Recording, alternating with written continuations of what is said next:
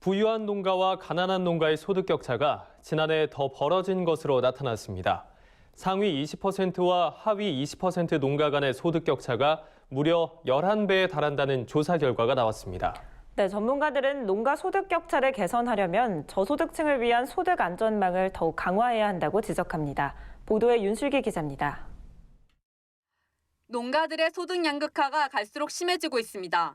2015년부터 2017년까지 9배 수준에서 오르락내리락 하던 농가 소득 5분위 배율이 지난해 11배까지 커진 것으로 나타났습니다. 소득 5분위 배율은 상위 20% 계층의 소득을 하위 20% 계층의 소득으로 나눈 것으로 이 수치가 크면 클수록 빈부격차가 크다는 것을 의미합니다. 농가 소득 격차가 심화된 근본적인 이유로는 하위 20% 농가의 소득이 증가하지 않은 점이 꼽힙니다.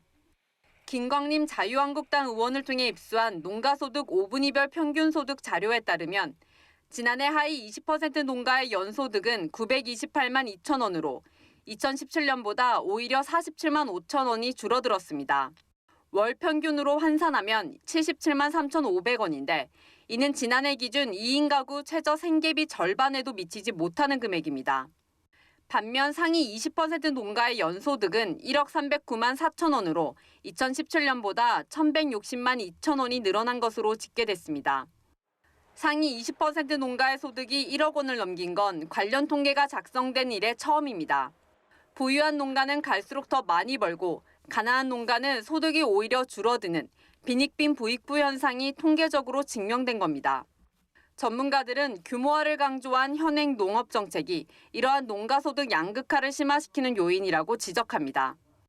실제로 경지 규모 10헥타르 이상 농가의 농업보조금 평균 수급액은 2006년 468만 원에서 2015년 1,041만 원으로 573만 원이나 증가했지만 0.5헥타르 미만 농가의 수급액은 같은 기간 25만 원에서 27만 원으로 겨우 2만 원 늘었습니다.